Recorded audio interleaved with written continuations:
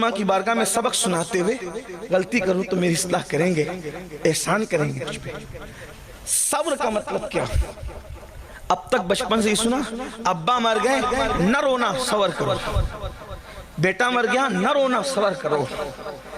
یعنی لوگوں کے ذہن میں سوچ بن گئی نہ رونا صبر ہے اور رونا صبر کے خلاف ہے۔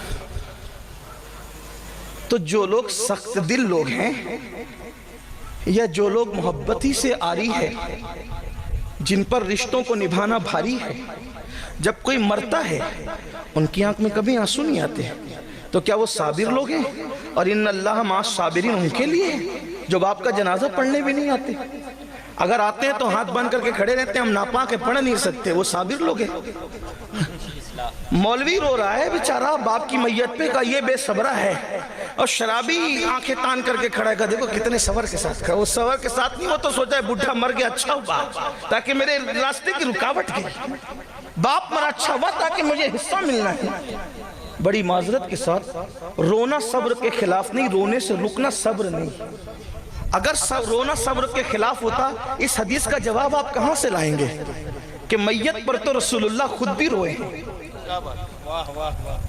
میت پر حضور خود بھی روئے ہیں، اور پوچھا گیا تو حضور نے فرمایا یہ صبر کے خلاف نہیں ہے، یہ تو نشانی محبت ہے۔ رونا بے صبری نہیں ہے، رونا تو محبت کی نشانی ہے۔ کہاں کہاں بتاؤں کہاں روئے؟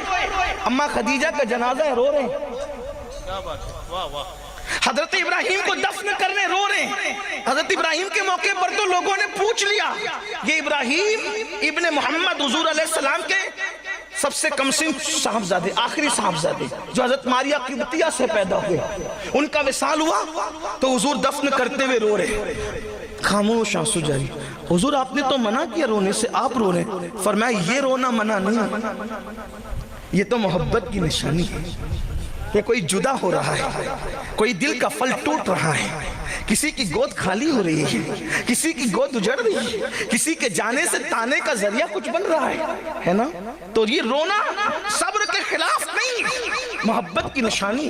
حضور روئے، ماں خدیجہ کے جنازے پر روئے، حضرت ابراہیم کے وصال پر روئے، اسی طریقے سے حضرت حمزہ کے جنازے پر روئے، اسی طریقے سے حضرت اسود کے جنازے پر روئے، حضرت شہدائے احد کے جنازے پر روئے۔ حضور علیہ السلام آنکھوں سے آنسو جاری ہے، حتیٰ کہ بعد وصال بھی حضور امام حسین کی شہادت پر روئے، اٹھا کر کے سیاہ کو دیکھیں، دن بھر خون جمع کر رہے ہیں، آنکھ سے آنسو جاری ہے۔ حضرت ابن عباس نے جو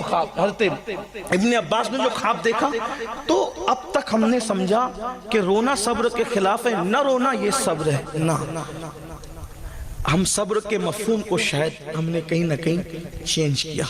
رونے نہ رونے کا تعلق صبر سے نہیں ہے، صبر کا مطلب ہوتا ہے رکنے یا روکنے کے، صبر کہتے ہیں رکنے یا روکنے کے۔ تو صبر کا جو اصل مفہوم ہے وہ ہے اس سے رکنا جس سے اللہ نے روک دیا۔ اب صبر کیا ہوا؟ اس سے رکنا جس سے اللہ نے، اب میت پہ کیا کہتے ہیں؟ صبر کر، مطلب رونے سے نہیں روکا جا رہا ہے۔ میت کے موقع پر لوگ روتے روتے اس کی خوبیاں بنا کر کے بیان کر کر کے نوحہ کرتے ہیں، تو اللہ نے فرمایا مجھے غم کے موقع پر سب سے زیادہ جو آواز بری لگتی ہے وہ نوحے اور ماتم کی آواز ہے، اور خوشی کے موقع پہ ڈھول اور تالی کی آواز مجھے بری لگتی ہے۔ تو اللہ رب العزت کے نیک بندوں نے کہا صبر کرو، مطلب نوحہ مت کرنا، کیونکہ نوحے سے اللہ نے منع کیا ہے، ماتم مت کرنا، ماتم سے اللہ نے منع کیا ہے۔ اب کیا مطلب ہوا؟ صبر کا مطلب یہ کہ جس چیز سے اللہ نے تجھے روک دیا ہے اس سے رک جانے کا نام صبر ہے۔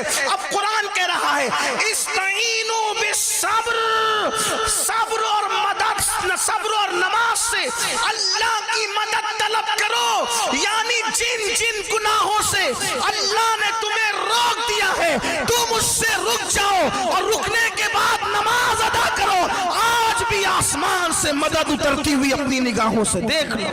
سبحان اللہ، سبحان اللہ۔ اب مدد کیوں نہیں آتی؟ اب مدد کیوں نہیں؟ کہ ہم رک نہیں رہے ان کاموں سے جن کاموں سے اللہ نے روکا ہے۔